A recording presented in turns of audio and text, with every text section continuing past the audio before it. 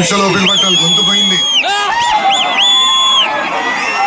మొన్న క్రికెట్ మ్యాచ్కి వెళ్ళాను, అక్కడ మన టీం కోసం అరిసి గొంతు పోయింది, ఇంకా కోలుకోలేదు.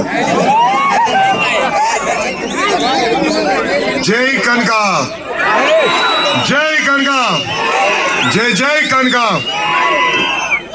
ఈరోజు చాలా మంచి రోజు. మహాభక్తుడు కనకదాస్ గారి జయంతి. అంతేకాదు కనకదాస్ గారి జయంతిని ఏకంగా ప్రభుత్వ పండగ ఈ రోజు నుంచి మనం నిర్వహించుకుంటాం జరుగుతుంది. ఈరోజు పెద్ద ఎత్తున కనకదాస్ గారి విగ్రహం కూడా మన ఆవిష్కరణ చేసుకుంటాం కూడా నాకు చాలా చాలా ఆనందంగా ఉంది. ఇది కేవలం ఒక కార్యక్రమం కాదు, 3 కార్యక్రమాలు ఈ రోజు మనం నిర్వహించుకుంటాం జరుగుతుంది. కనకదాస్ గారు ఆయన రాసిన గొప్ప పాటలతో ఏకంగా కృష్ణుడి కూడా తన వైపుని తిప్పుకున్నారు. ప్రజల్లో ఏకంగా దైవ భక్తిని పెంచారు మన కనకదాసు గారు. ప్రజల్లో చైతన్యం తీసుకొచ్చారు. ఏకంగా ఆయన జీవితాన్ని ప్రజల కోసం అంకితం చేస్తాం జరిగింది. చిన్న వయసులో అద్భుతంగా చదివి సైన్యంలో చేరి ఏకంగా యుద్ధాల్లో కూడా ఆయన పాల్గొనడం జరిగింది. దాని తర్వాత భక్తికి ప్రజలకి ఆయన అహర్నిశలు సేవ చేస్తాం జరిగింది.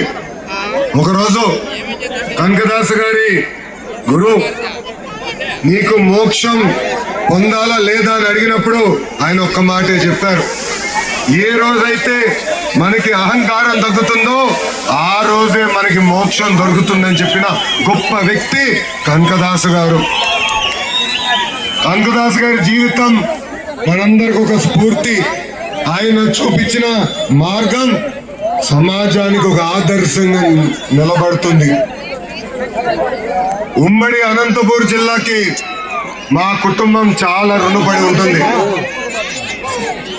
విశ్వవిఖ్యాత నట సార్వభౌమ స్వర్గశ్రీ నందమూరి తారక రామారావు గారిని 3 సార్లు గెలిపించి శాసనసభకు పంపించింది అనంతపురం జిల్లా. నా మామ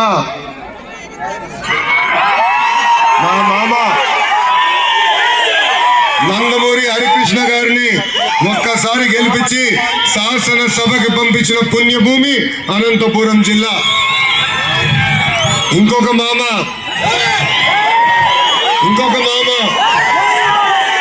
కూతురిచ్చిన మామ నా ఒక్కడికే ముద్దుల మామయ్య మీ అందరి బాలయ్య అని కూడా 3 సార్లు హ్యాట్రిక్ గా గెలిపించి శాసనసభకి పంపించిన గొప్ప నేల అనంతపురం నేల. ఈ నేలకి మేము ఎంత చేసినా తక్కువే. మా జీవితాంతం మీకు రుణపడి ఉంటామని ఈ సభాముఖంగా మీ లోకేష్ మీకు హామీ ఇస్తున్నారు. అనంతపురం అంటేనే తెలుగుదేశం పార్టీ, తెలుగుదేశం పార్టీ అంటేనే అనంతపురం.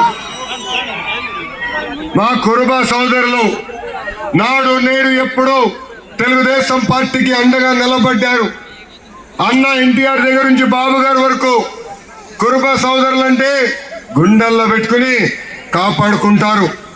అందుకే మీరు చూస్తే కురుబ సోదరులకి కార్పొరేషన్ ఏర్పాటు చేశాం. 300 కోట్ల రూపాయలు మనం నిధులు కేటాయించి అనేక పనులు చేశాం. గతంలో కురుబ సోదరుల కోసం పెద్ద ఎత్తున భవనాలు కూడా మన ప్రభుత్వం కడతాం జరిగింది.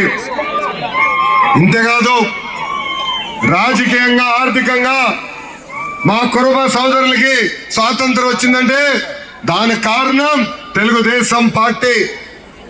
పెద్దలు చెప్పినట్లు రామచంద్రారెడ్డి గారి దగ్గర నుంచి పార్థసారథి గారు కానివ్వండి, సవితమ్మ గారు కానివ్వండి, ఇప్పుడు బస్సుపతి నాగరాజు గారు కానివ్వండి, మంత్రులుగా, టీటీడీ బోర్డు మెంబర్లుగా, ఎంపీగా, జడ్పీ చైర్పర్సన్ గా, మేయర్లుగా, ఇప్పుడు ఏకంగా ఏఎంసీ చైర్పర్సన్ గా తయారు చేసింది తెలుగుదేశం పార్టీ.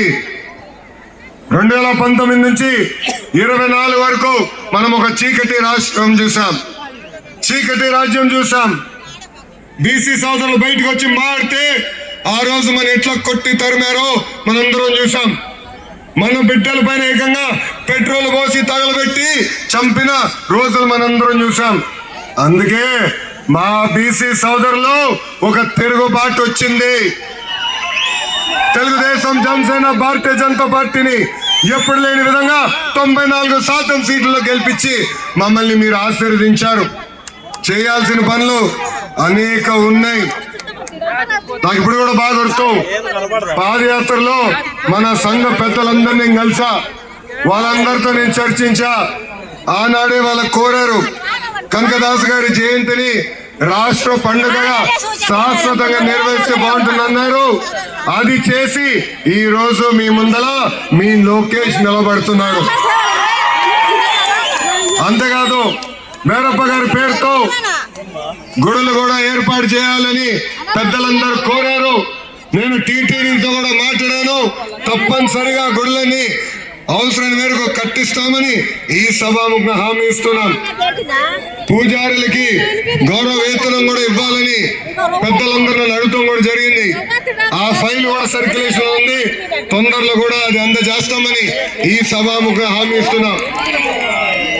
మా కురుబ సోదరులతో కోసం గతంలో అనేక కమ్యూనిటీ భవనాలు కట్టాం.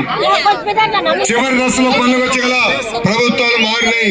ఆ పనులు పూర్తవలేదు. వచ్చే 12 నెలల్లో కురుబ భవనాలన్నీ పూర్తి చేసి మా కురుబ సోదరులకు అందజేసే బాధ్యత మీ లోకేష్ తీసుకుంటాడు. ఆదరణ పథకం కింద పనిముట్లు అందజేయాలని గౌరవ ముఖ్యమంత్రి గారు ఇప్పుడే గౌరవ మంత్రి సవితమ్మ గారితో కూడా చర్చిస్తాం జరిగింది. ఆ కార్యక్రమం కూడా ముందలు తీసుకెళ్తాం. కురుబ సోదరులకి ఇన్సూరెన్స్ కార్యక్రమం కూడా చేస్తే బాగుంటుందని పెద్దలు గతంలో కోరారు. అదేవిధంగా గొర్రెలకి మేత కానివ్వండి, మందులు కానివ్వండి, షెడ్లు కూడా ఏర్పాటు చేస్తే బాగుంటుందని కోరారు. నాకు అన్న సమానమైన నా పవనన్న కూడా పంచాయతీరాజ్ గ్రామీణాభివృద్ధి శాఖ మంత్రిగా ఉన్నారు. ఏకంగా ఆవుల కోసం ప్రత్యేకంగా షెడ్లు కూడా ఆయన ఏర్పాటు చేస్తున్నారు. తప్పనిసరిగా మా కురుబ సోదరులకు అవసరం మేరకు షెడ్లు కూడా ఏర్పాటు చేసే విధంగా మా అన్నతో నేను మాట్లాడి చేస్తానని ఈ సభాముఖం మీ అందరికి నేను హామీ ఇస్తున్నా. ఇప్పుడే పెద్దలు సురేందర్ బాబు గారు మాట్లాడుతూ నన్ను ఒక విషయం అడిగారు. భైరవ్ తిప్ప ప్రాజెక్ట్ పూర్తి చేస్తే బాగుంటుందని కోరారు. భైరవ్ తిప్ప ప్రాజెక్ట్ శంకుస్థాపన చేసింది తెలుగుదేశం పార్టీ, పూర్తి చేసేది కూడా ఒక తెలుగుదేశం పార్టీనే. కరువు ప్రాంతం లాంటి అనంతపూర్ జిల్లాలోనే కార్లు పండించే విధంగా అనేక పరిశ్రమలు మేము తీసుకొచ్చాం. సాగునీటి ప్రాజెక్టులు పూర్తి చేస్తాం. మన జిల్లాలో నిరుద్యోగ యువకులకి పెద్ద ఎత్తున ఉద్యోగాలు కల్పించే లక్ష్యంతో ఈ రోజు పరిశ్రమలు మేము తీసుకొస్తున్నాం. తప్పనిసరిగా ఈ సాగునీటి ప్రాజెక్టు పూర్తి చేస్తాం. హార్టికల్చర్ పెద్ద ఎత్తున పూర్తి చేస్తాం. ఆంధ్ర రాష్ట్రంలో తలసరి ఆదాయంలో మన జిల్లా ఇప్పుడు 5వ స్థానంలో ఉంది. అందరం కష్టపడితే రాబోయే 3.5 సంవత్సరాల్లో 3వ స్థానాన్ని కూడా తీసుకెళ్లే బాధ్యత తెలుగుదేశం పార్టీ తీసుకుంటుందని ఈ సభాముఖులకు హామీ ఇస్తున్నాం. దశాబ్దాలుగా మన జిల్లాలో ఒక సంస్థ ఆర్డిటి సంస్థ మనకి అనేక సేవలు అందిస్తున్నారు. ఆసుపత్రులు కానివ్వండి, స్వయం ఉపాధి కానివ్వండి, పాఠశాలలు కానివ్వండి, పెద్ద ఎత్తున వాళ్ళు మనకి సేవ చేస్తున్నారు. కొన్ని కారణాల వల్ల వాళ్ళకి రావాల్సిన లైసెన్స్ కొంచెం ఆలస్యమైంది. కానీ నేను నా బాధ్యతగా తీసుకుని ఆ ఫైల్స్ అని నేను ఢిల్లీకి తీసుకెళ్లి అనేక సార్లు కేంద్ర ప్రభుత్వంతో మాట్లాడి ఈ రోజు శాంక్షన్ చేయించుకుని మేము వచ్చాం. ఆర్డిటిని కాపాడితే కాదు, ముందరికి ప్రోత్సహించే బాధ్యత మేము తీసుకుంటామని ఈ సభాముఖంగా అనంతపూర్ ప్రజలందరికీ నేను హామీ ఇస్తున్నా.